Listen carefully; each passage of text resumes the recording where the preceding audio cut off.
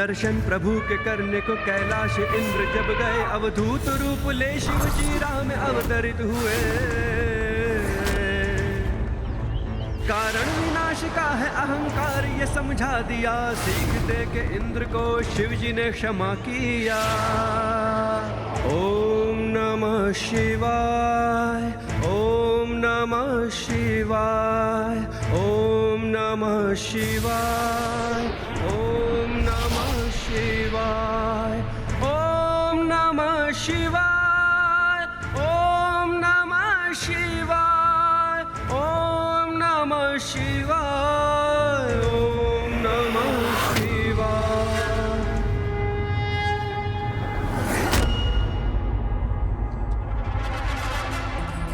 प्रणाम प्रभु। प्रणाम प्रभु। प्रणाम प्रभु। कल्याण हो।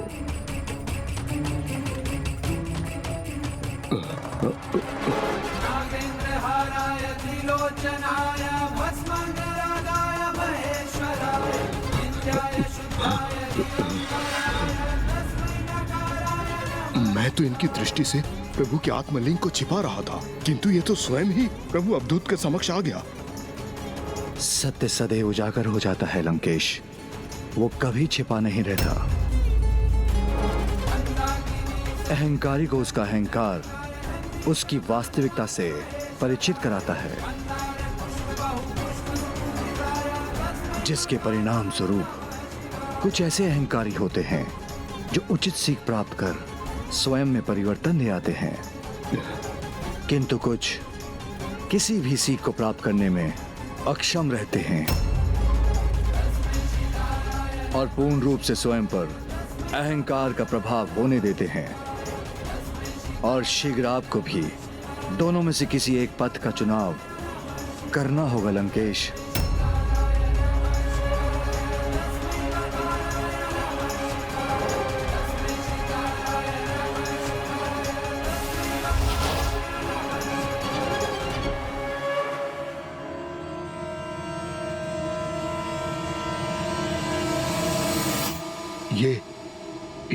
ये क्या कहा प्रभु अवधूत ने?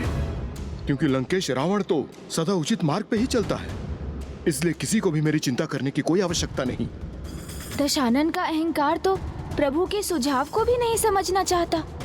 क्या हुआ मूषक जी, आपकी इस छोटी सी बुद्धि में प्रभु की इतनी सी ही कथा थी, अथवा आप आगे की भी कथा सुनाएंगे?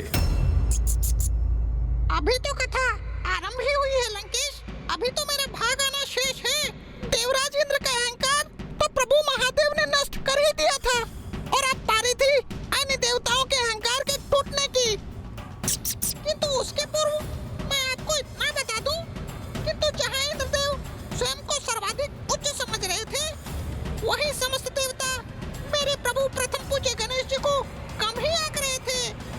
सभी देवताओं ने सहायता करने से मना कर दिया मूषक जी। अब हम किस प्रकार मामा जी की विवाह का वस्त्र लेकर वहाँ समय पर पहुँचेंगे? प्रभु, देवताओं ने आपके साथ बहुत अनुचित व्यवहार किया।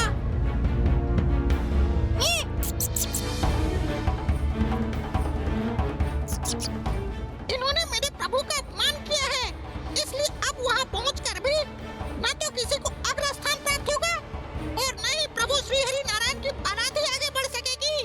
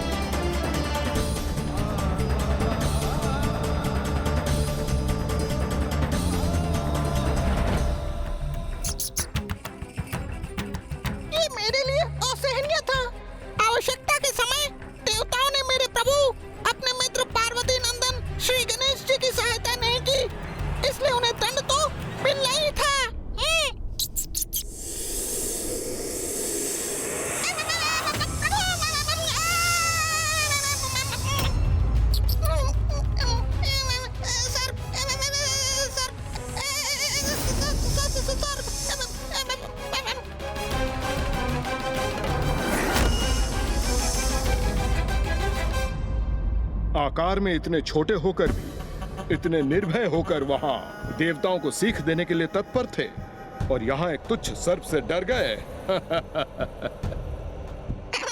आपने सत्य कहा। मैं तो एक साधारण मूषक ही हूँ लंकेश। मेरे साहस का आधार तो मेरे प्रभु श्री गणेश की कृपा ही है।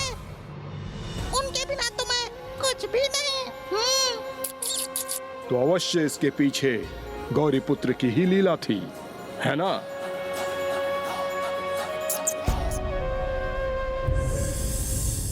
ये लीजिए लंकेश, जल ग्रहण कीजिए। ग्रहण कीजिए, जल तो ग्रहण कीजिए लंकेश। जिस प्रकार मेरे प्रभु आपको जलपान करवा रहे हैं, वैसे ही मैंने सभी शक्तिशाली देवताओं को जल पिला दिया था। ओहो, अभी मूषक जी तो उलझा ही देंगे। और लंकेश, वो समय कुछ ऐसा था जब मूषक जी अत्यंत ही भावावेश में बह चुके थे।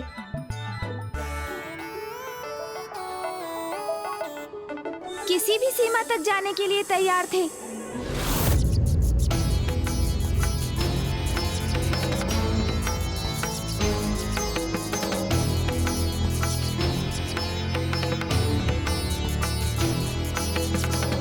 कोई भी देवता मुझे अपने वाहन पर आरूढ़ कर अपने साथ नहीं ले जाना चाहते।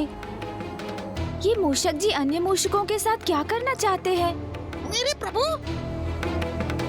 अब आपको चिंतित होने की तनिक भी आवश्यकता नहीं, क्योंकि आपका ये मित्र आपका वाहन कुछ भी करेगा, किंतु आपको अवश्य देवताओं के पूर्व वहां पहुंचाएगा।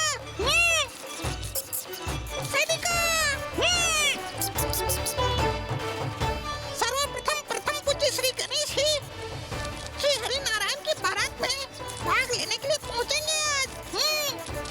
मूषक जी, अधिक कुछ नहीं। मैं तो मात्र इतना चाहता हूँ कि समय रहते मैं ये वस्त्र मामा जी तक पहुँचा सकूं। हे खुरत गणेश, अर्थात जिनका रथ मूषक है, प्रभु आपको आपका ये रथ ये सारथी कदापि निराश नहीं करेगा।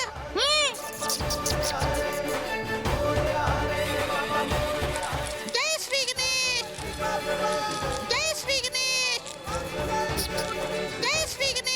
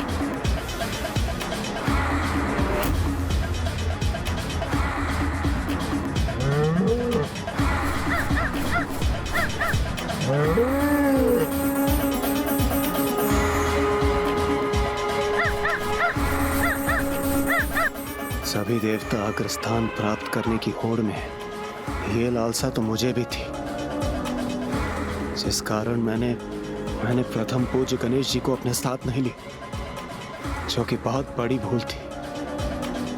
मुझे गणेश जी को अपने साथ लाना चाहिए था।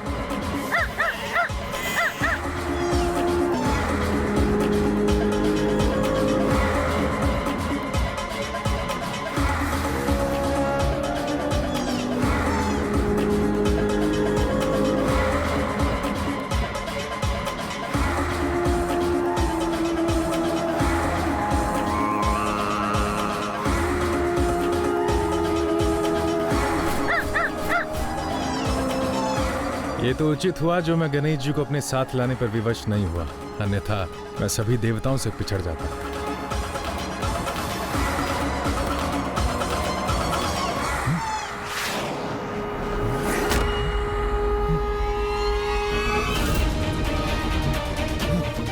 जल के बिना जीवन संभव नहीं और न ही शुभ कार्य हेतु कोई संकल्प संभव है। इसलिए अग्रस्थान पर तो मैं ही स्थापित होऊंगा, किंतु यदि गणेश जी को साथ लाता तो अवश्य पछड़ जाता।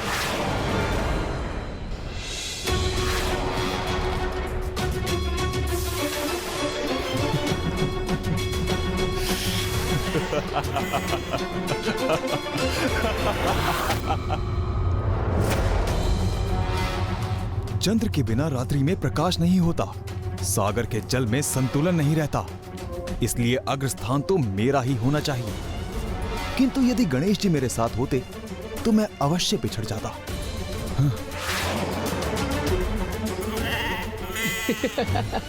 उचित किया मैंने जो गणेश जी को साथ नहीं लाया, अन्यथा सबसे अग्रणी कदापि नहीं रह पाता।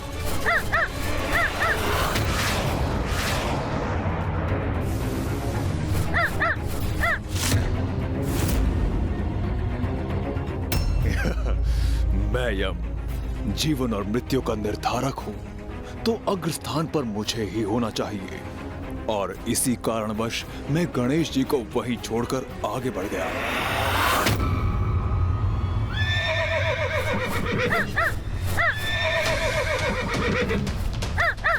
मैं शनिदेव, इसीलिए गणेश जी को देखकर मैंने अपना मार्ग परिवर्तित कर लिया था। सभी के साथ उनके कर्मों के अनुसार न्याय करता हूँ, किंतु यहाँ तो न्याय तभी होगा जब अग्रस्थान मेरा होगा, कि कहीं उनके कारण मैं पीछे न रह जाऊं।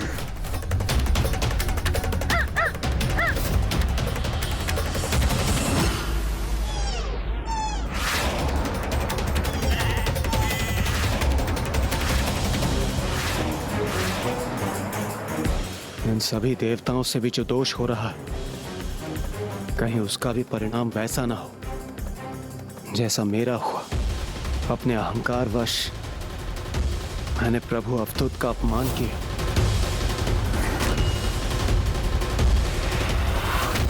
जिस कारण मुझे अपने घुटनों पर आने के लिए विवश होना पड़ा। नहीं, मुझे देवताओं को सावधान करना होगा। रावत,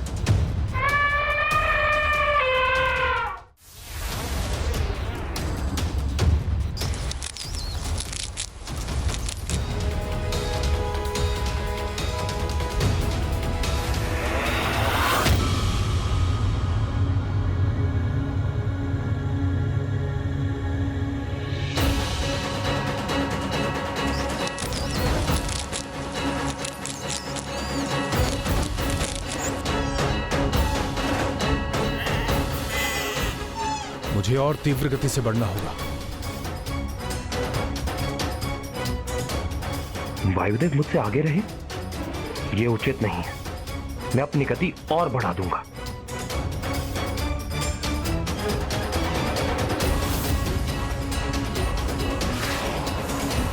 वायुदेव, वरुण देव कितने भी प्रयास कर लें, सर्वप्रथम वहां पहुंचूंगा तो मैं ही।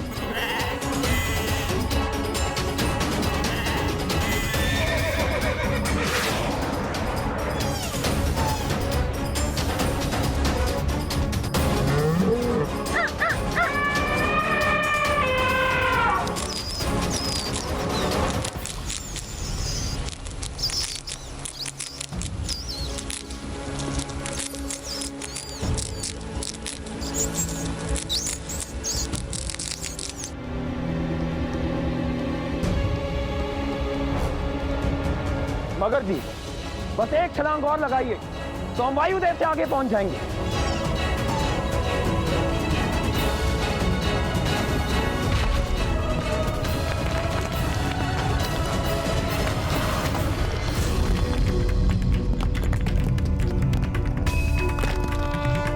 वायुदेव से आगे निकलने की भूल की ना अपने वरुण देव, उसी का ऐसा भीषण परिणाम हुआ है।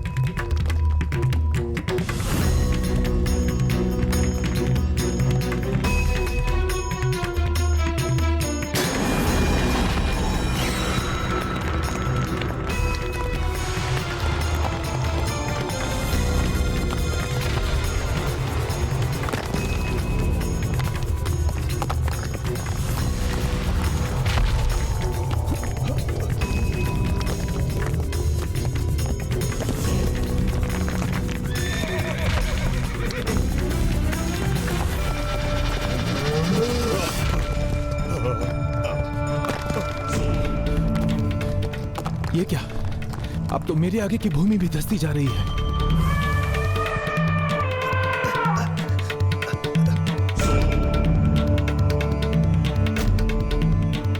ये क्या? ये धरती यहां धंस क्यों रही?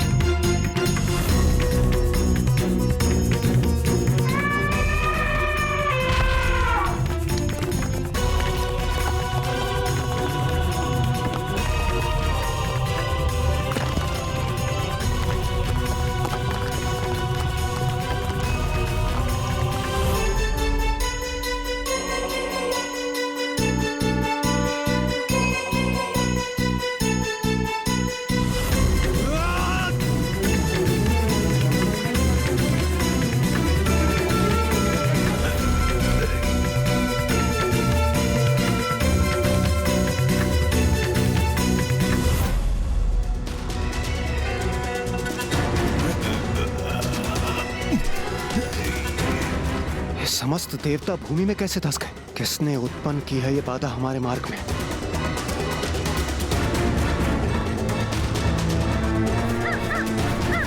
कदाचित आज न्याय होगा और मैं ही पहुंचूंगा सर्वप्रथम प्रभु श्री हरि के निकट।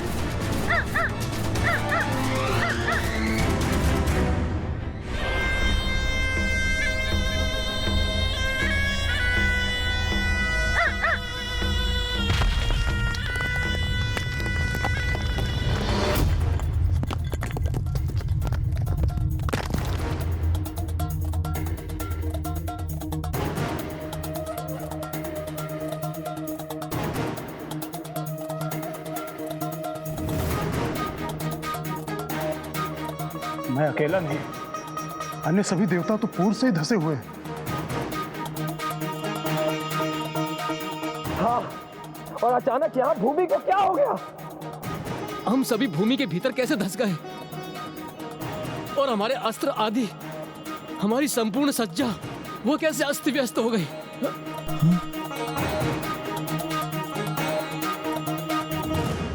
अब हम इस अवस्था में श्रीहरि विष्णु की बारात में भागीदार कैसे बनेंगे? किंतु हमारी ये अवस्था क्यों और कैसे हो गई?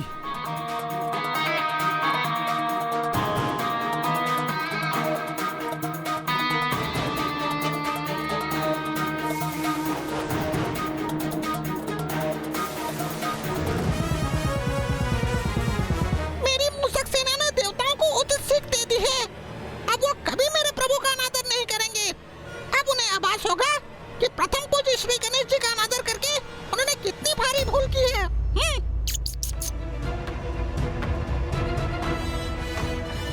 प्रभु श्री हरिनारायण के विवाह में ये कैसा विघ्न उत्पन्न हुआ है?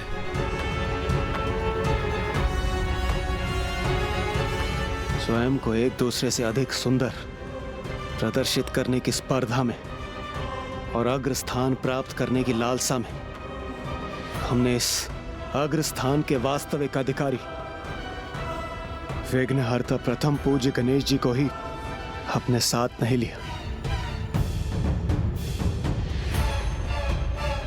हमारे मार्ग में ऐसे विघ्न उत्पन्न होना तो स्वाभाविक ही था।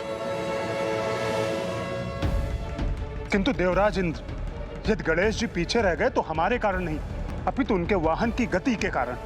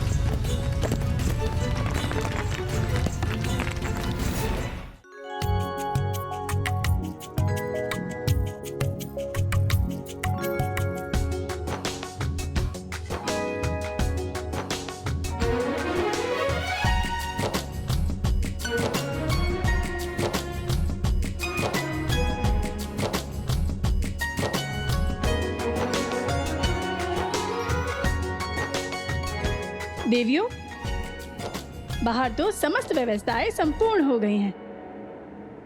हाँ देवी शची, यहाँ भी सारी व्यवस्था और सज्जा पूर्ण हो चुकी है। अब तो बस मात्र देवी लक्ष्मी का सज्जित होना शेष है। ज्ञात नहीं वो कहाँ है। बारात भी अब पहुँचने ही वाली है। देवी सची, इंद्रदेव तो इंद्रलोक से प्रस्थान कर गए थे ना? देवराज इंद्र, आप भी मुझे अपने वाहन ऐरावत जी पर अपने साथ ले चलिए ना। पार्वती नंदन, आपको अपने साथ ले चलने का स्थान कहाँ है मेरे पास? और वैसे भी देवराज इंद्र हूँ मैं, और मेरा वाहन कोई सार्वजनिक वाहन नहीं है। ऐरावत,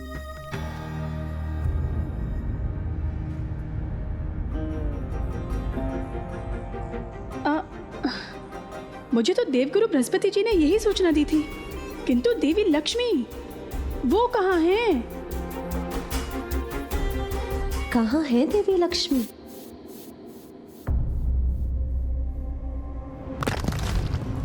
प्रभु श्री हरिनारायण तो अपने रथ पर आरूढ़ नहीं है, तो फिर वो कहाँ है?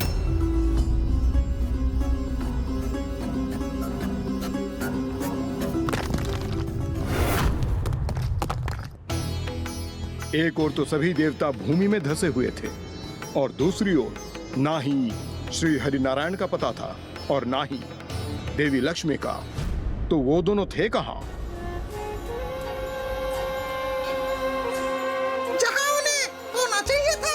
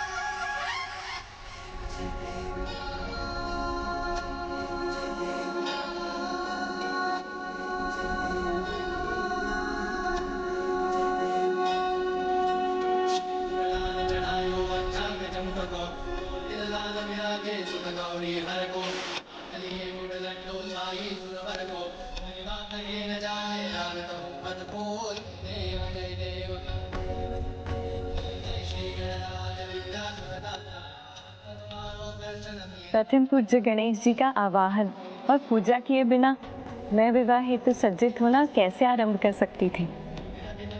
प्रथम पूज्य गणेश जी, आपका आवाहन और आपकी पूजा किए बिना मैं अपने विवाह हेतु बारात लेकर कैसे प्रस्थान कर सकता हूँ?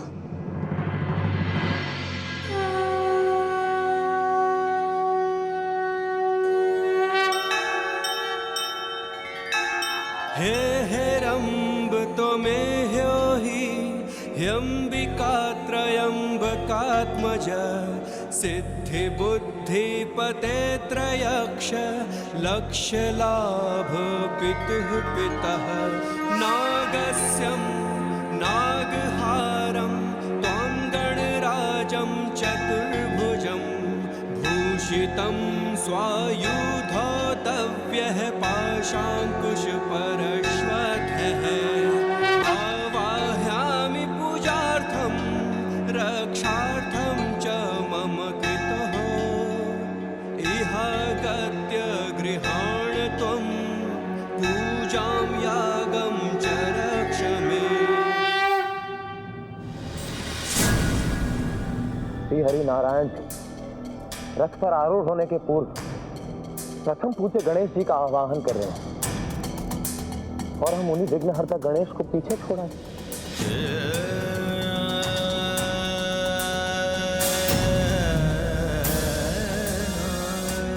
मुझे भी अपने वाहन मगर पर आरूढ़ कर अपने साथ ले चलिए। वो तो अपने शरीर से इतने दुर्बल है, फिर वो आपका भार कैसे संभाल सके? मुझे क्षमा कीजिए पार्वती नंदन। मैं तो आपके साथ वहाँ जाने का इच्छुक हूँ। देवराज इंद्र हूँ मैं, और मेरा वाहन कोई सार्वजनिक वाहन नहीं है। गणेश जी के निवेदन को अस्वीकार किया हमने, इसलिए हम इस अवस्था में पहुंचे जिससे हम अपना बचाव कर रहे थे। चंद्रदेव, मुझे भी अपने वाहन पर अपने साथ ले चलिए ना।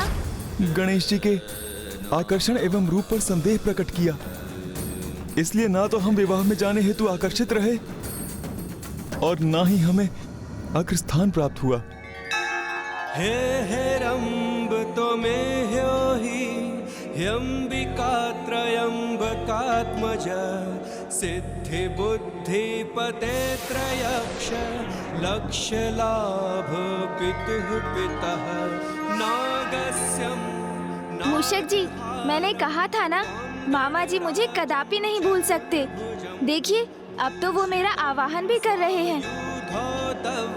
पाशांकुश परश्वतः आवाहयामि पूजार्थम रक्षार्थम च। और वो अकेले ही नहीं, मुझे आभास हो रहा है जैसे माता लक्ष्मी भी आवाहन कर रही है मेरा। पूजाम यागम च रक्ष मे। फिर तो ये एक नवीन चिंता का कारण प्रकट हो गया। क्योंकि प्रभु, एक तो सभी को सद्बुद्धि प्राप्त हो गई है, देवता भी अब आपका आवाहन कर रहे हैं।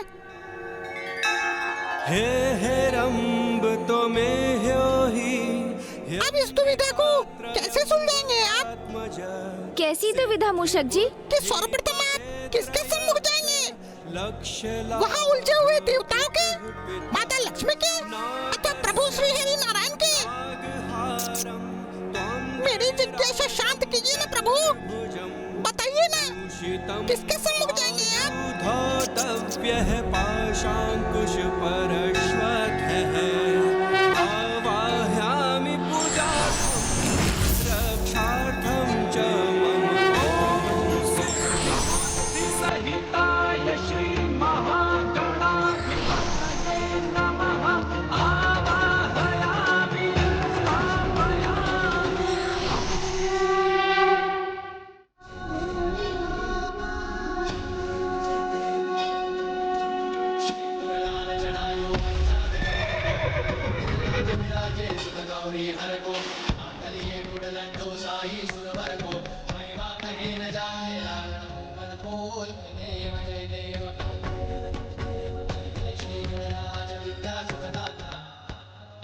हे प्रथम पूज्य गणेश जी, मैं आपका स्वागत करता हूं। आसन ग्रहण कीजिए।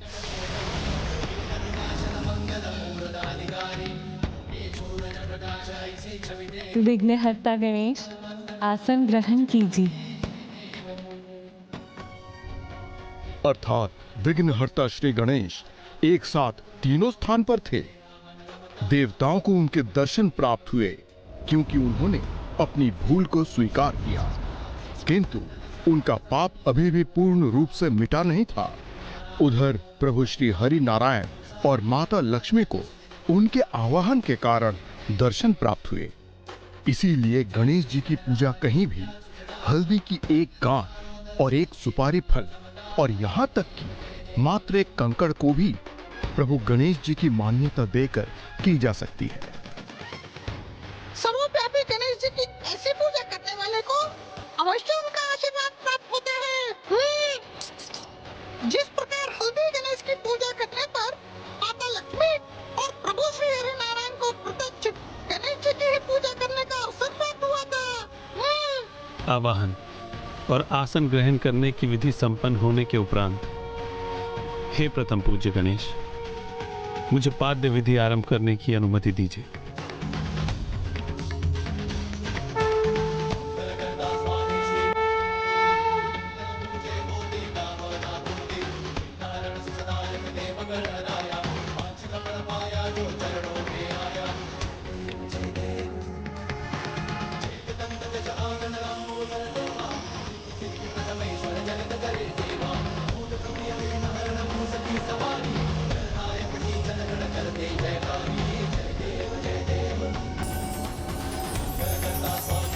हे विघ्नहर्ता, मुझे अग्र देने की अनुमति दीजिए।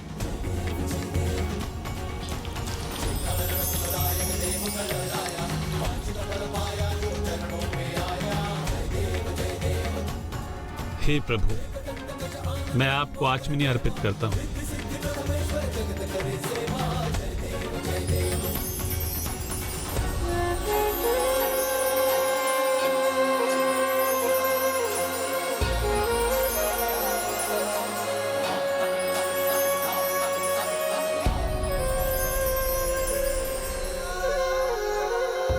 हे पावन मूर्ति, इसे स्नान रूप में स्वीकार कीजिए।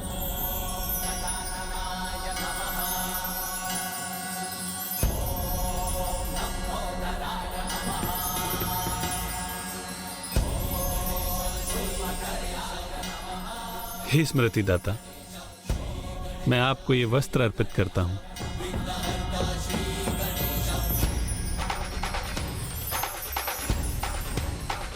हे ज्ञानमूर्ति, यज्ञोपवीत स्वीकार कीजिए।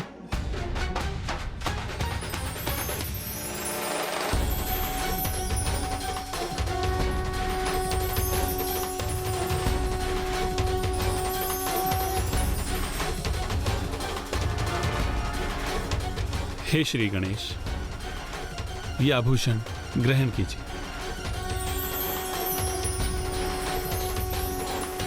गंध अर्पण हेतु मैं आपको चंदन लेप प्रस्तुत करती हूँ।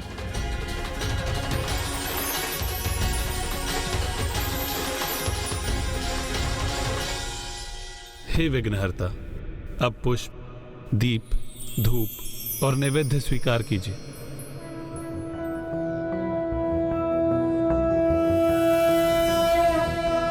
प्रणम्यं शिरसा देव गौरीपुत्रं विनायकं भक्तावासं स्मर नित्यं आयुः कामार्थसिद्धये।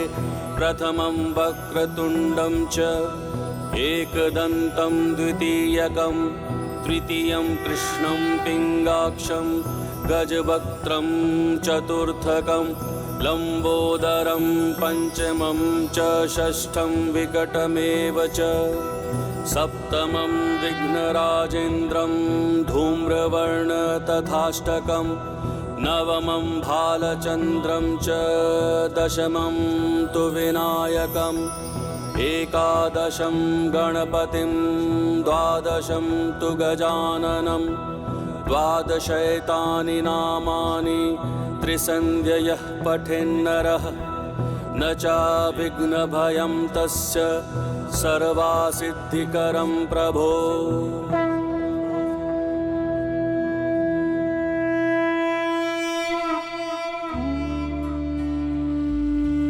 ओम सुखाय नमः। ओम गजकर्णाय नमः। ओम कपिलाय नमः। ओम विकटाय नमः। ओम विघ्ननाशाय नमः। ओम विघ्ननाशाय नमः। ओम विघ्ननाशाय नमः। ओम विनायकाय नमः। ओम गजाननाय नमः।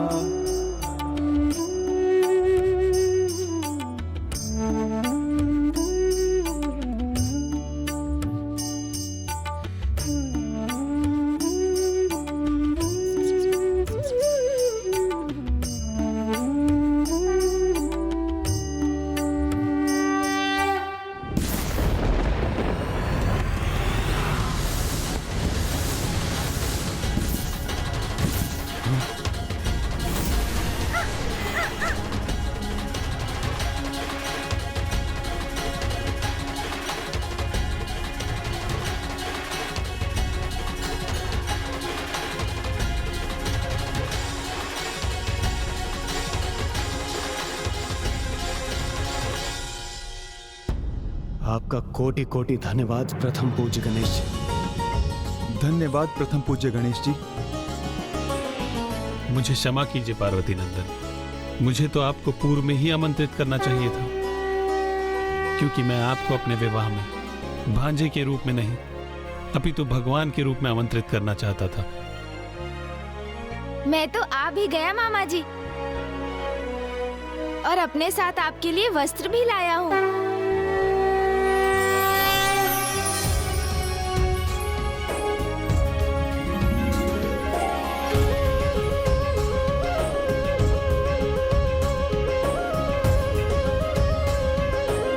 तो यहाँ हैं आप।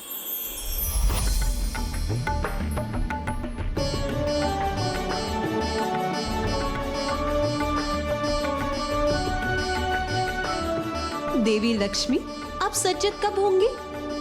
आपको ज्ञात भी है अब अधिक समय नहीं है, वहां से बारात प्रस्थान कर चुकी होगी देवी।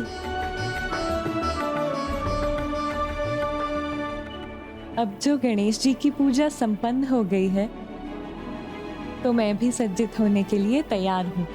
आइए देवी, अब चलिए भी।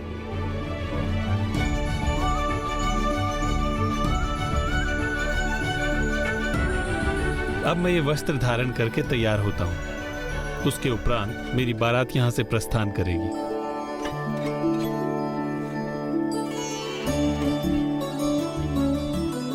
प्रणाम श्री हरि। प्रणाम गणेश जी। प्रणाम गणेश जी।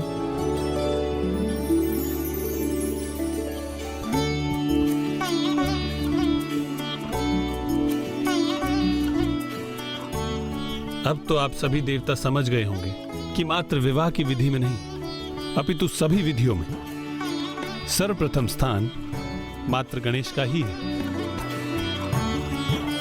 इसलिए इस पावन विधि का आरंभ करने के पूर्व हमें गणेश का आवाहन, उसकी पूजा और द्वादश नामावली से ही करना चाहिए, जिससे कोई विघ्न उत्पन्न न हो। हाँ प्रभु श्री हरिनारायण। विघ्नहर्ता प्रथम पूज्य गणेश जी सुख करता है, इनके बिना किसी भी शुभ कार्य का आरंभ ही नहीं किया जा सकता।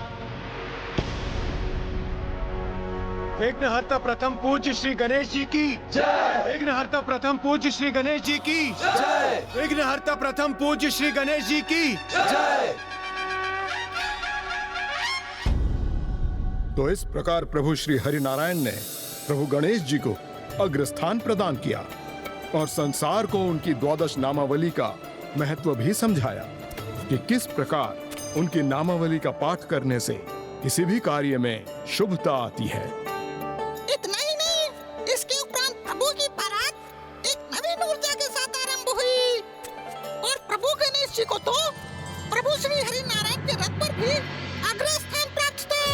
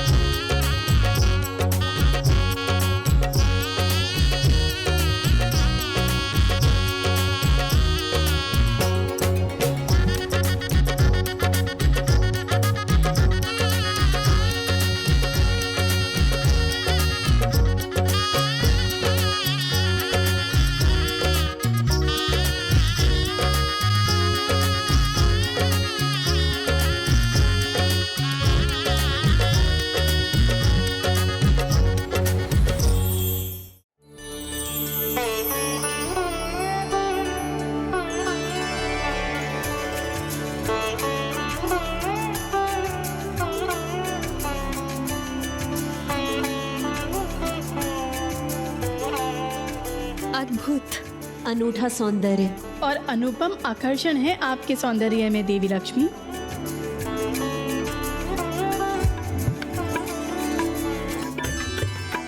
बारात आ गई और फिर प्रभु श्री हरिनारायण और माता लक्ष्मी का विवाह बड़ी धूमधाम से आरंभ हुआ और उस विवाह समारोह में कदाचित मेरे प्रभु गणेश जी सर्वाधिक आकर्षक प्रतीत हो रहे थे, इसलिए सभी का ध्यान मात्र मेरे प्रभु गणेश जी पर ही था। हाँ, किंतु पंच सुंदरियों का ध्यान तो कहीं और ही था। यहां से आगे की कथा मुझे ज्ञात है, जिससे आप दोनों अनभिज्ञ हैं। विवाह में तो कोई विघ्न नहीं आया, क्योंकि वहां विघ्नहर्ता गणेश जी उपस्थित थे। किंतु विवाह के उपरांत एक बड़ा विघ्न आने वाला था, जिसका बीज विवाह के समय ही रोपा गया था। और यह बीज बोने वाली और कोई नहीं, समुद्र मंथन में माता लक्ष्मी के समान समुद्र से उत्पन्न होने वाली पंच सुंदरियां थी। अर्थात अन्य शब्दों में कहूं तो वो स्वयं देवी लक्ष्मी की बहनें ही थीं।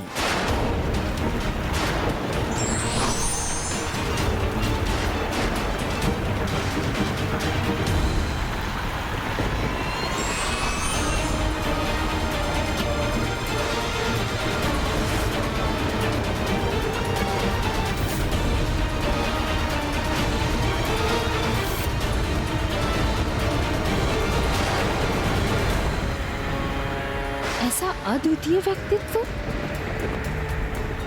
और इनकी दिव्यता, इनका अद्भुत तेज, अत्यंत मनमोहक है इनका सुंदर रूप। हम तो इन पर ही मोहित हैं।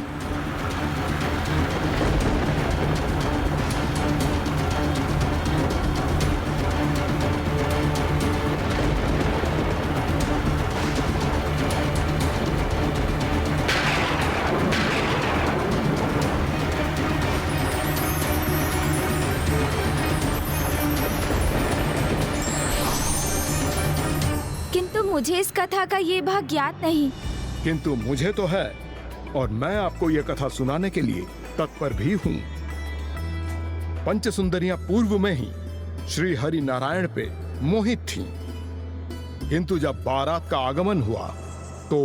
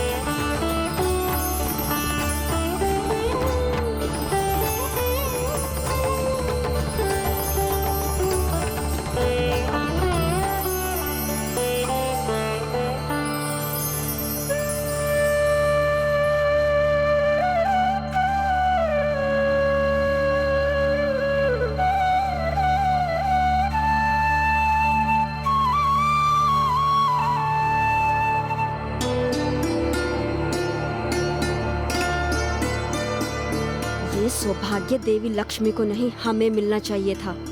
अन्याय हुआ है हमारे साथ, कदाचित ये अपमान है हमारा।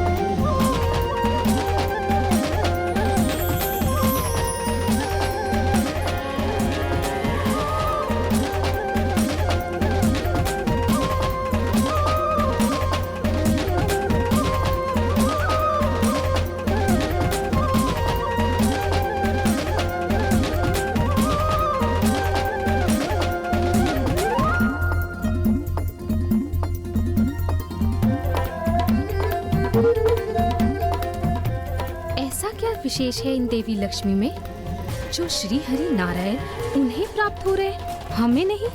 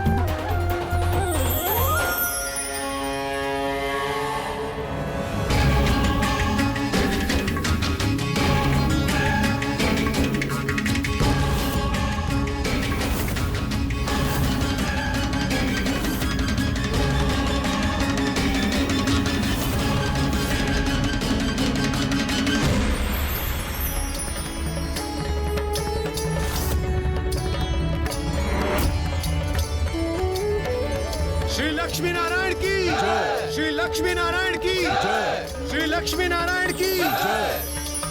श्री लक्ष्मी नारायण की जय। श्री लक्ष्मी नारायण की जय। श्री लक्ष्मी नारायण की जय।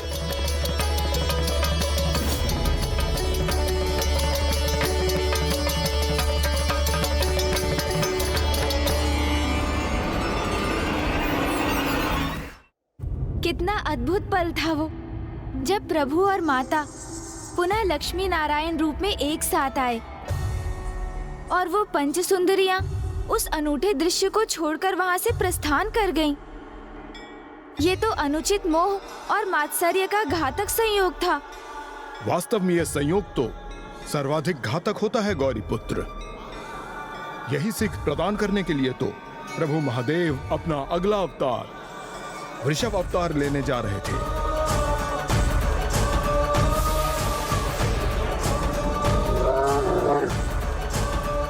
अर्थात प्रभु महादेव ने अपना अगला अवतार जगत को ये सीख देने के लिए लिया था कि जब मोह सीमा से अधिक बढ़ जाता है तो वो मात्सर्य को जन्म देता है और मात्सर्य विनाश को। इसलिए उचित तो यही है कि मोह को उसके पूर्व ही त्याग दिया जाए। किंतु पंच सुंदरियां तो पूर्व में ही मोह से मात्सर्य को जन्म दे चुकी थी। श्री लक्ष्मी नारायण की जय। श्री लक्ष्मी नारायण की जय। श्री लक्ष्मी नारायण की जय। श्री लक्ष्मी नारायण की जय। श्री लक्ष्मी नारायण की जय। श्री लक्ष्मी नारायण की जय। श्री लक्ष्मी नारायण की जय।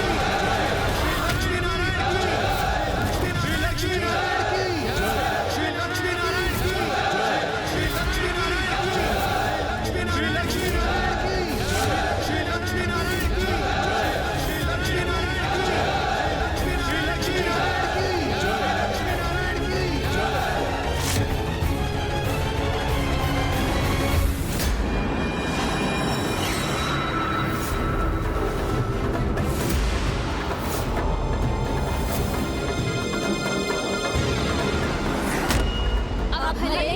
कुछ भी गुनाह न करना पड़े, हम रण नहीं हैं।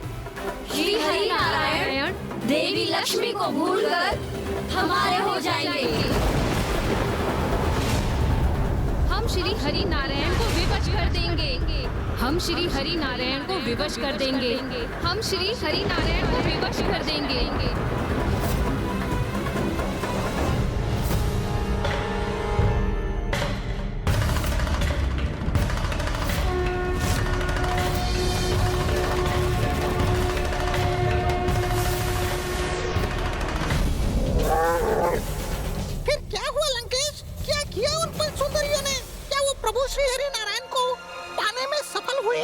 लंकेश बताइए ना। गौरी पुत्र, एकमात्र तपस्या ही वो मार्ग है जिससे कोई भी सुफल, यहाँ तक कि स्वयं प्रभु को भी प्राप्त किया जा सकता है। हाँ लंकेश, किंतु वो तपस्या सत्य, निष्ठा और निस्वार्थ भाव से की जानी चाहिए। अन्यथा तपस्या का फल तो अवश्य प्राप्त होता है, किंतु वो फल अनुकूल प्रतीत होते हुए भी प्रतिकूल ही प्रमाणित होता है। किंतु पंच सुंदरियों ने तो अपने मनोवांछित फल प्राप्त करने हेतु ऐसा कुछ किया जिसकी कल्पना करने तक का साहस जुटाना भी अत्यंत कठिन है।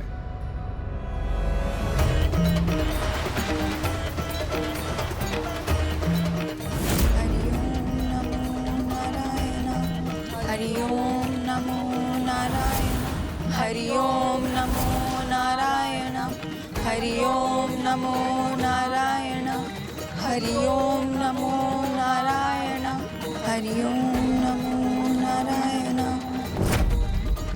समय बीतता गया। सर्वप्रथम दिवस, फिर कुछ माह बीते, किंतु वो पांचों उसी प्रकार जल में स्थित रहकर निरंतर अपनी तपस्या में लीन रही और उन सहस्त्र छोटी मीन का आहार बनती रही। हरि ओम नमो नारायण, हरि ओम नमो नारायण, हरि ओम नमो नारायण, हरि ओम नमो नारायण। जब एक और अत्यंत बड़ा संकट उनकी ओर बढ़ने लगा। हरि ओम नमो नारायण, हरि ओम नमो नारायण, हरि ओम नमो नारायण, हरि ओम नमो नारायण, हरि ओम नमो नारायण, हरि ओम नमो नारायण, हरि ओम नमो नारायण, हरि ओम नमो नारायण, हरि ओम नमो नारायण, हरि ओम नमो नारायण, हरि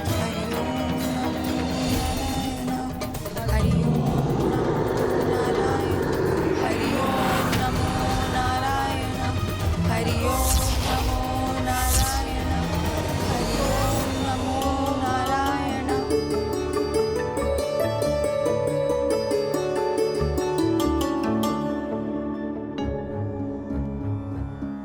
देवी लक्ष्मी, आज हम आपके लिए एक उपहार लाए हैं। मुझे ज्ञात है स्वामी। ज्ञात है?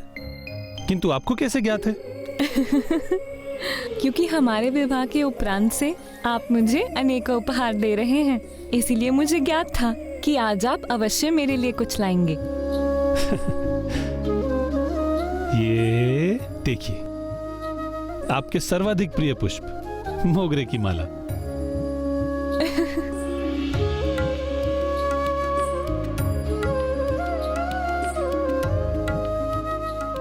और मैं भी आपके सर्वाधिक प्रिय पारिजात पुष्पों की माला लाई हूँ आपके लिए। धन्यवाद प्रिय।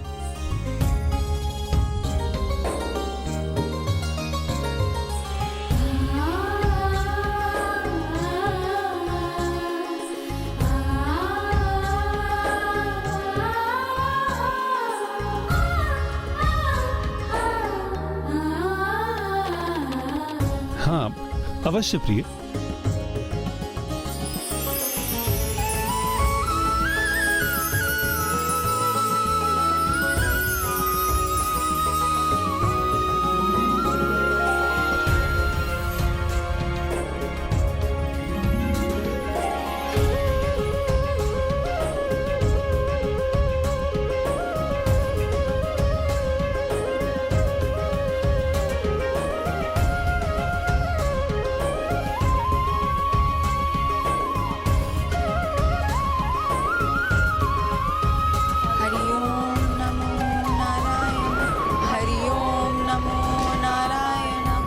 हरि ओम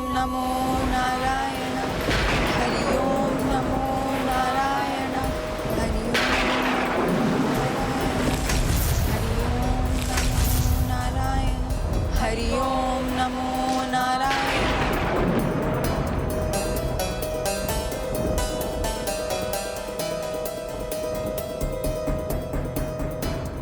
क्या हुआ प्रभु? क्या आपका कोई संकट का आभास हो रहा है? नहीं देवी लक्ष्मी, संकट तो नहीं, ये तो मात्र कुछ भक्तों की तपस्या का प्रभाव। इसमें आपके भक्तों का कोई दोष नहीं। जगत के पालनहार श्री हरि नारायण के दर्शन सरलता से कहाँ प्राप्त होते हैं। अब मुझे ही देख लीजिए, आपका सानिध्य प्राप्त होने के लिए मैंने आपकी तपस्या की और समुद्र मंथन की प्रतीक्षा भी की। अब तो मेरी एकमात्र कामना सदैव आपके साथ रहने की है। अब हम एक दूसरे से कोई भी अलग नहीं कर सकता। हरिओम नमो नारायण, हरिओम नमो नारायण, हरिओम नमो नारायण। एक ओर जहां देवी लक्ष्मी किसी भावी आशंका से आश्वस्त थीं, वहीं दूसरी ओर इस मध्य पंच सुंदरियों का घोर तप भी भीषण एवं प्रचंड हो चुका था। अब देवी लक्ष्मी और श्री हरिनारायण का गांव निकट था।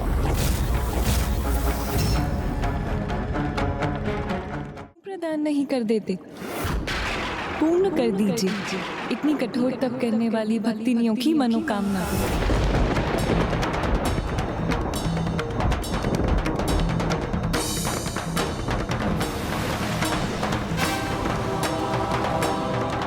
पूर्ण कर दीजिए इतनी कठोर तपस्या करने वाली भक्तिनियों की मनोकामना।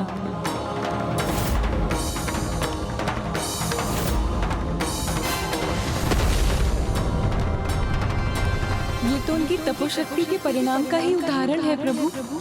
यदि समय रहते ही आपने उन्हें दर्शन प्रदान नहीं किए तो समस्त सृष्टि संकट में आ जाएगी।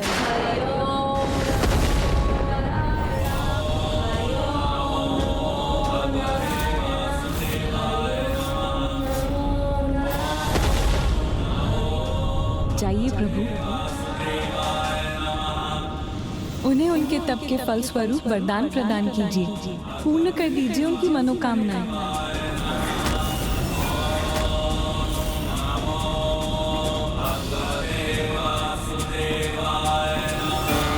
जाइए प्रभु,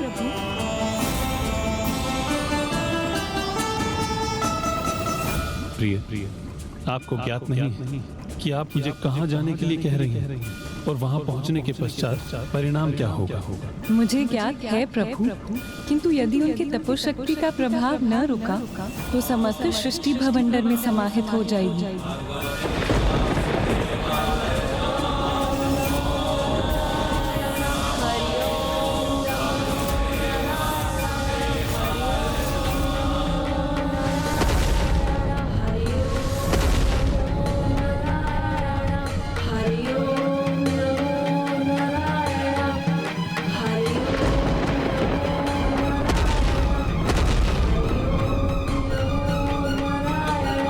जाइए प्रभु, जाइए प्रभु,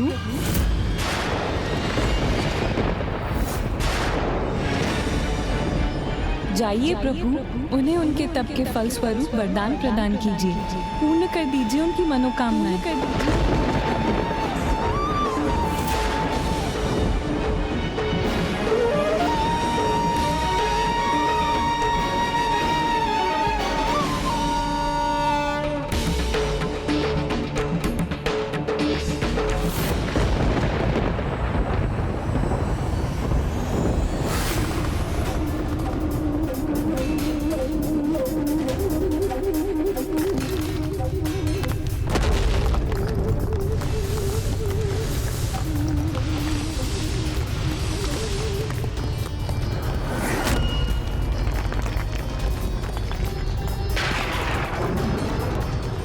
कैसी भयावनी ध्वनि है ये, जैसे कैलाश भी कंपित हो उठा है।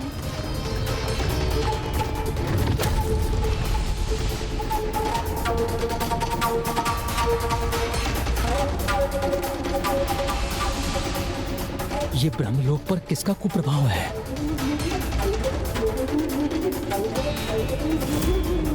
जाइए प्रभु, उन्हें उनके तप के फल स्वरूप वरदान प्रदान कीजिए, पूर्ण कर दीजिए उनकी मनोकामनाएं।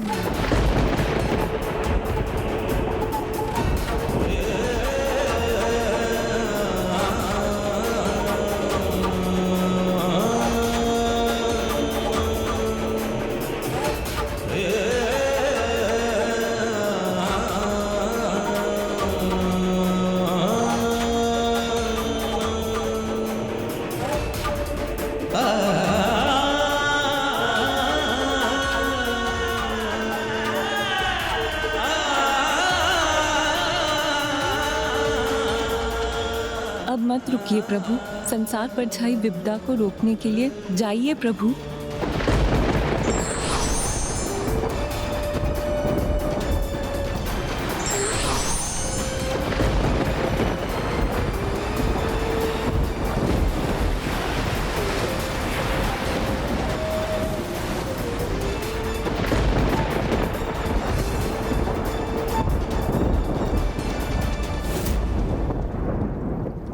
देवी लक्ष्मी को तो धीरज धारण कर सर्वप्रथम नारायण को अपनी बात कहने का पूर्ण अवसर प्रदान करना चाहिए था और उसके उपरांत ही स्वयं कुछ कहना चाहिए था, क्योंकि संकट का आभास हो तो बहुत धैर्य और सावधानी से कहने, सुनने और विचार करने के बाद ही किसी समाधान की ओर बढ़ना चाहिए। अन्यथा स्वयं भूल करने के साथ हम अपने अन्य प्रियजनों और सहयोगियों को भी अनुचित दिशा निर्देश देने की भूल कर बैठते हैं। किंतु यहाँ तो जगत कल्याण के प्रति माता की निष्ठा और परोपकार की भावना के कारण ही तो उन्होंने ऐसा कहा था। आपने उचित कहा गौरी पुत्र। दुर्भाग्यवश जिस प्रकार धनुष से छूटे बाण को लौटाना असंभव होता है, वैसे ही जीवा से निकले शब्द लौटाए नहीं जा सकते। माता के शब्दों के परिणाम स्वरूप नारायण तो सागर की ओर प्रस्थान कर चुके थे और फिर वही हुआ जो कदापि नहीं होना चाहिए था।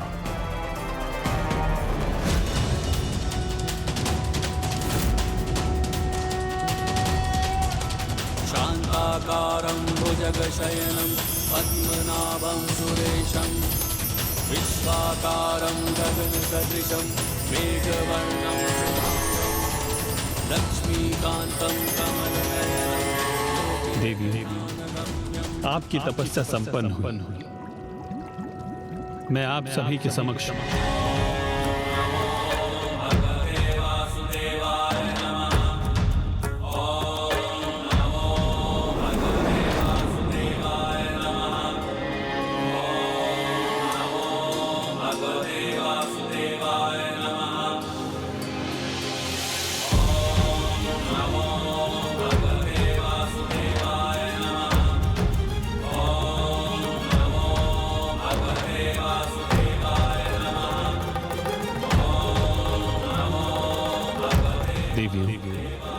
आप सभी की कठोर तपस्या पूर्ण हुई।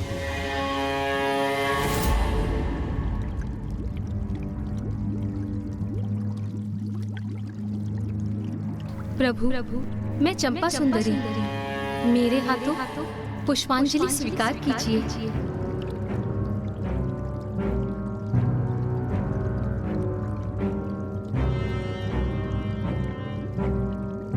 लता सुंदरी का प्रणाम स्वीकार कीजिए प्रभु।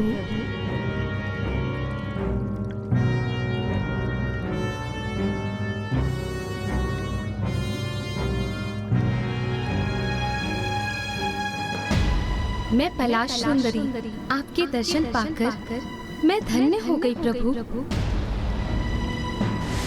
मुझ जपा सुंदरी को आपके ही दर्शन की लालसा थी प्रभु। इस कमल सुंदरी को भी आशीष देकर धन्य करने की कृपा करो प्रभु।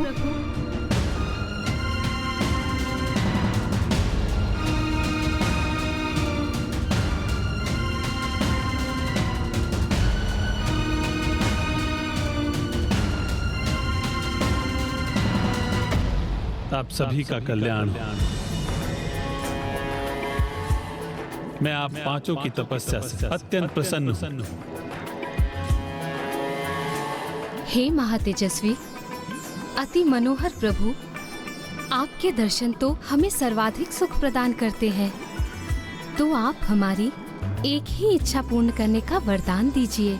प्रभु, हम सभी की तो यही इच्छा है कि आप हमारे ही हो जाएं, हमारे ही हो जाएं।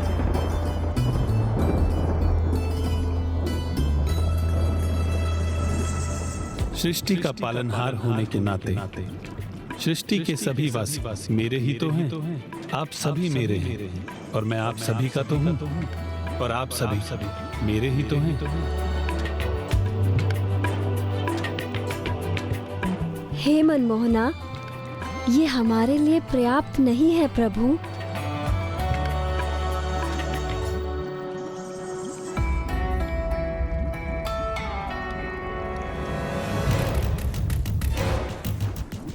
हम आपके साथ भक्त और भगवान के संबंध की परिधि से आगे एक विशेष संबंध स्थापित करना चाहते हैं। एक ऐसा विशेष संबंध चाहिए हमें जो परस्पर प्रेम और श्रद्धा पर आधारित हो। हमें परस्पर आकर्षण और अनुराग पर आधारित बंधन चाहिए। हमें वो संबंध चाहिए प्रभु जिससे जगत हमें आपके अर्धांगिनियों के रूप में स्वीकार करे। जिससे जगत हमें आपके अर्धांगिनियों के रूप में स्वीकार करे। हे हमारे हृदय पर आधिपत्य स्थापित करने वाले प्रभु, हमें अपनी पत्नियों के रूप में स्वीकार कीजिए। हमारे साथ यही इस सागर तल के नीचे पाताल में वास कीजिए। सभी से संबंध विच्छेद कर लीजिए, जिससे कोई भी आपको यहाँ ढूंढने में समर्थ न हो सके। भुला दीजिए सभी को, देवी लक्ष्मी को भी, देवी लक्ष्मी को भी, देवी लक्ष्मी को भी।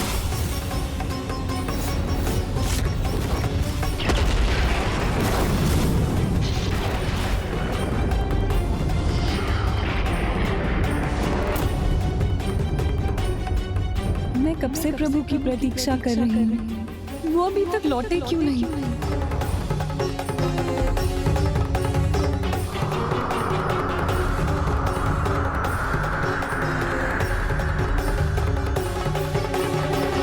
अब तो मेरी चिंता और बढ़ती जा रही है।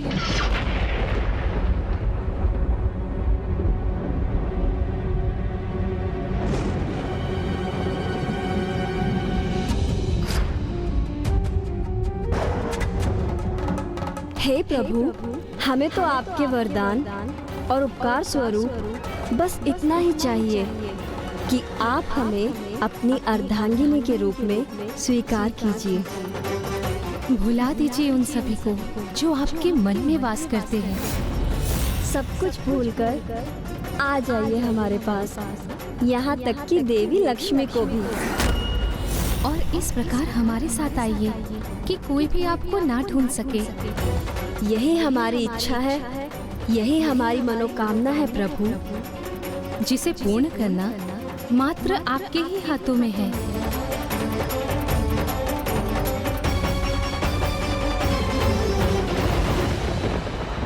उन्हें उनका मनोवांछित वरदान प्रदान कर दीजिए। पूर्ण कर दीजिए इतनी कठोर तपस्या करने वाली भक्तिनों की मनोकामना।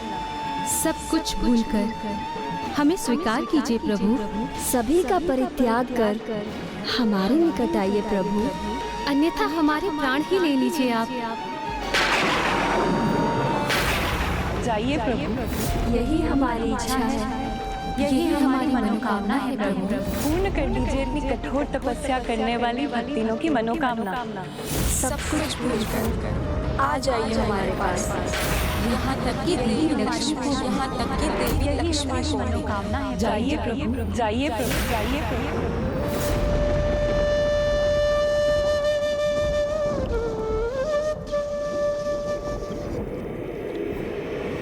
तथास्तु, तथास्तु, तथास्तु, तथास्तु।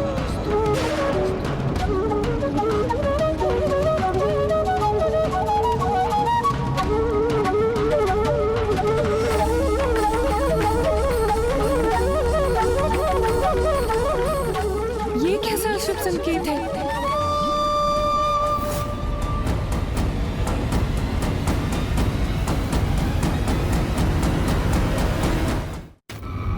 जैसे नारायण ने उन पंच सुंदरियों को तथास्तु कहकर उनका मनोवांछित वरदान प्रदान किया, तो सर्वप्रथम उनके मन से देवी लक्ष्मी की स्मृतियां मिटने लगी।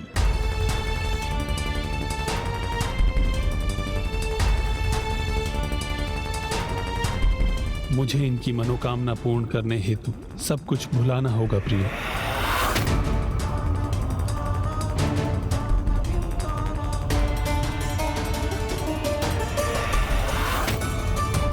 और मात्र देवी लक्ष्मी की ही नहीं, किंतु जिनसे भी नारायण का कोई भी संबंध था, उन सभी की स्मृतियां उनके मन से मिटने लगी थी। यहां तक कि नारायण के आराध्य प्रभु शिव शंकर शंभु की स्मृति भी।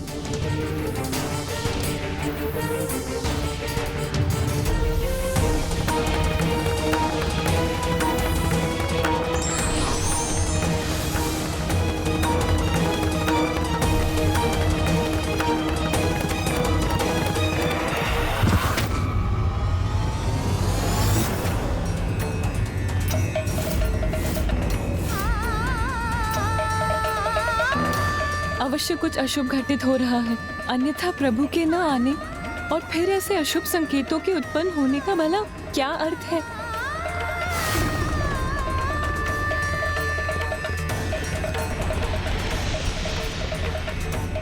और जब सभी स्मृतियां मिट गई तो मात्र वो पंच सुंदरियां ही नारायण की स्मृतियों में शेष रह गई। इस प्रकार पूर्ण विचार के उपरांत योजना अनुसार वरदान मांगा था उन पंच सुंदरियों ने कि जो सदैव सभी को छलते हैं, उन्हीं नारायण को छल लिया उन्होंने।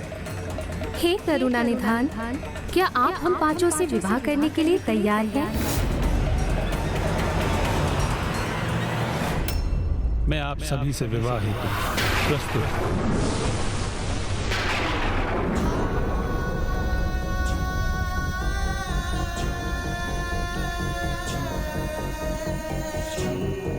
स्वामी द्वारा प्रदान की गई पुष्प की माला भी टूट गई।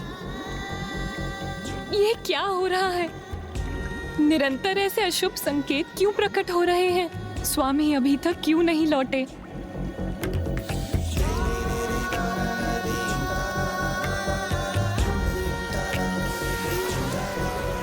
स्वामी के द्वारा उपहार स्वरूप मुझे प्रदान किए ये पुष्प मुझसे दूर क्यों उड़े जा रहे हैं?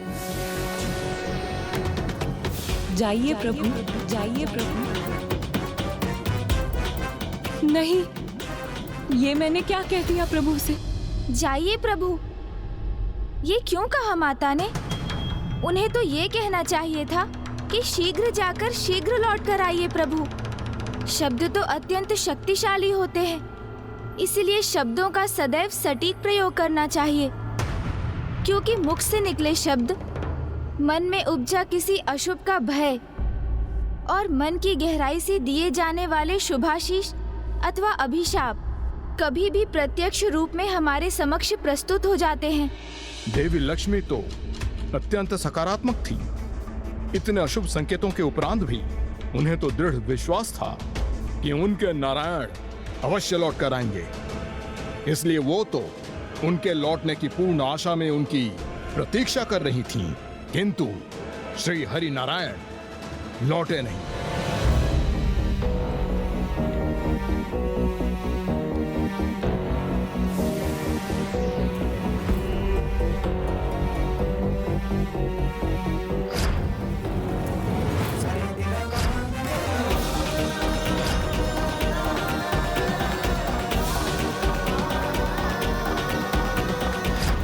प्रभु, प्रभु आप लौट आए?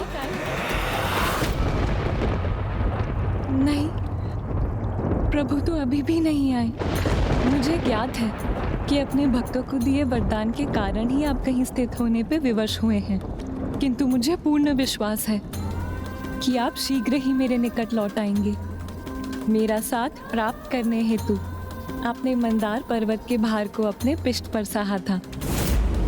मुझे अपने निकट लौटाने के लिए हर संभव प्रयास किया आपने, और अभी भी आप मुझसे दूर कदापि नहीं रह सकेंगे। इसीलिए आप अवश्य लौटेंगे प्रभु, मेरे अपनी अर्धांगिनी के निकट। देवी लक्ष्मी तो इस विश्वास के साथ प्रतीक्षा में थीं कि प्रभु अवश्य लौटेंगे, किंतु नारायण की अनुपस्थिति का कुप्रभाव देवताओं और समस्त सृष्टि के लिए चिंता का विषय बन गया था। हाँ लंकेश, पालनहार, प्रभु श्री नारायण के बिना तो संपूर्ण सृष्टि के पालन में अवरोध अवश्य उत्पन्न हुआ होगा।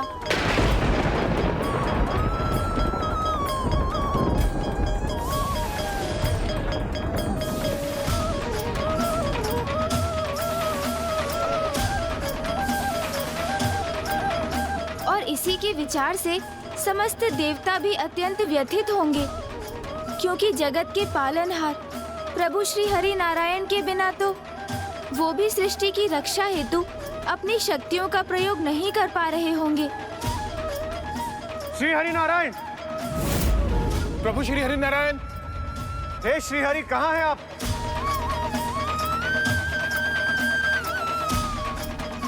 आपने सर्वथा उचित कहा गौरी पुत्र, किंतु सृष्टि देवता और देवी लक्ष्मी की ही नहीं, अपितु मेरे प्रभु शिव शंकर शंभु भोलेनाथ को भी नारायण की अनुपस्थिति का आभास होने लगा था।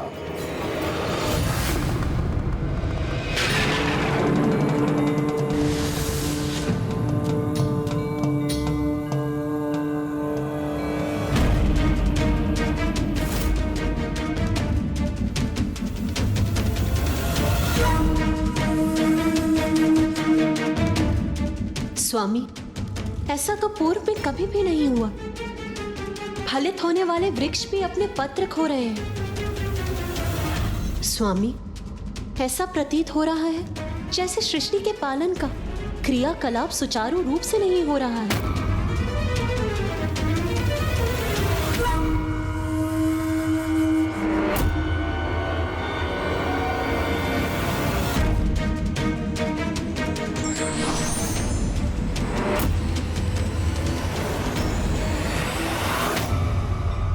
जब सृष्टि के पालनहार ही अनुपस्थित हो तो उसका पालन कैसे होगा? किंतु आप चिंता मत कीजिए, मैं उन्हें अवश्य ढूंढ लूंगा।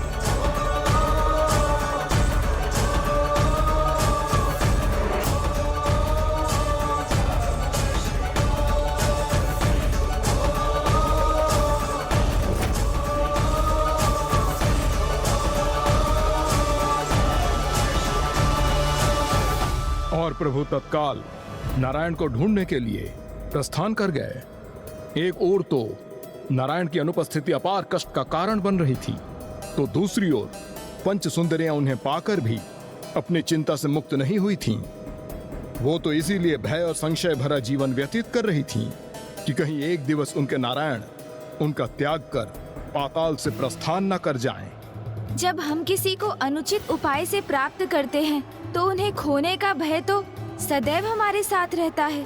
हाँ गौरी पुत्र, किंतु उन पांचों का नारायण के प्रति मोह और देवी लक्ष्मी के प्रति ईर्ष्या का भाव इतना अधिक दृढ़ था कि उन्होंने आपके मामा जी को एक अन्य बंधन में बांधने का निर्णय ले लिया, जिससे वो भूलकर भी देवी लक्ष्मी के निकट लौटने में असमर्थ हो जाए।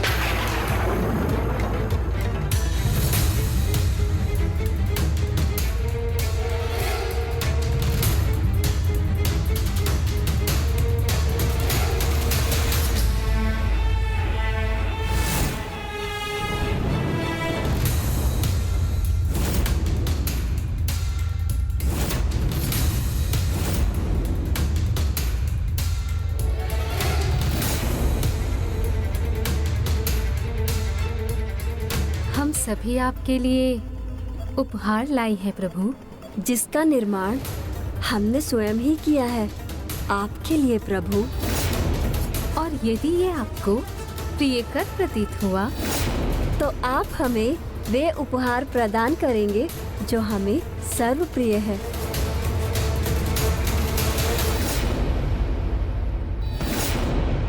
किंतु आप ये तो बताइए कि आप मेरे लिए उपहार क्या लाई हैं? अवश्य प्रभु, किंतु उससे पूर्व आपको हमें वचन देना होगा कि हम जो भी आपसे मांगेंगे आपको वो हमें अवश्य ही देना होगा।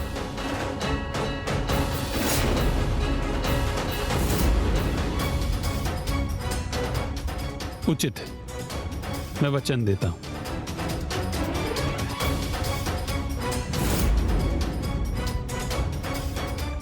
ये लीजिए आपका सर्वाधिक प्रिय मिष्ठान।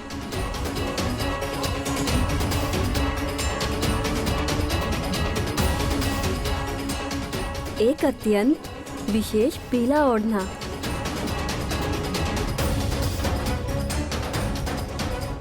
आपका सर्वाधिक प्रिय भुजबंद। आपका सर्वाधिक प्रिय बहुमूल्य नगों से उत्पन्न इस कलात्मक आभूषण को स्वीकार कीजिए प्रभु।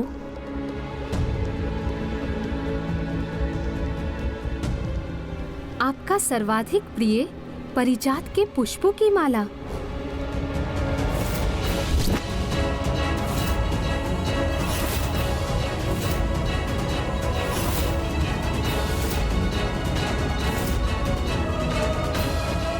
हे प्रभु, हमने जो उपहार आपको प्रस्तुत किए हैं, क्या वो आपको भा रहे हैं? हाँ, बहुत ही भाव रहे हैं। आपका सर्वाधिक प्रिय प्रभु,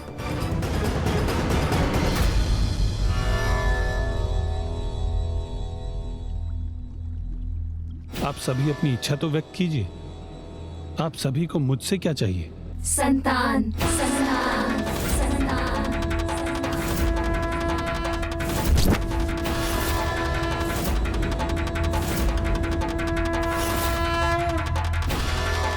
आपने हमें वचन दिया है प्रभु, अब आप उसे भुला नहीं सकते। आपको हमारी इच्छा पूर्ण करनी ही होगी। किंतु देवी, संतान प्राप्ति हेतु ये शुभ वेला नहीं। वेला कुवेला हमें कुछ ज्ञात नहीं है प्रभु। हमें तो मात्र इतना ज्ञात है प्रभु कि आपसे हमें जो संतान प्राप्त होगी वो अशुभ कदापि नहीं हो सकती। ना ही वो स्वयं बुरी हो सकती है और ना ही उनके साथ कुछ बुरा हो सकता है। इसलिए हमें हमारा अधिकार दीजिए प्रभु। हम आपकी संतानों की माता बनना चाहते हैं।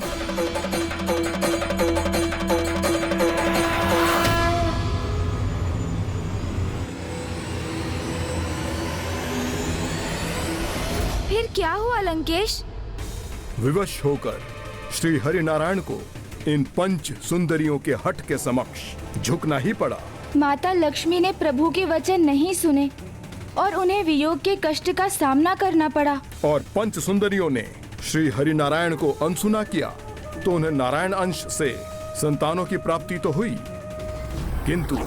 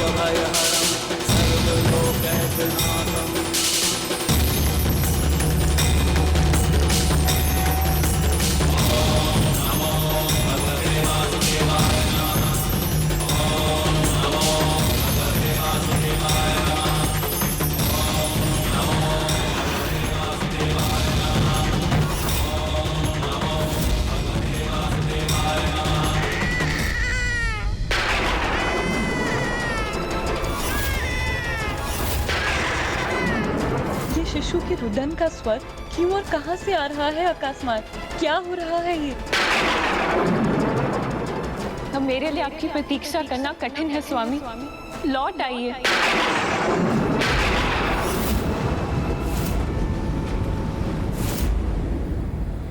नारायण, नारायण।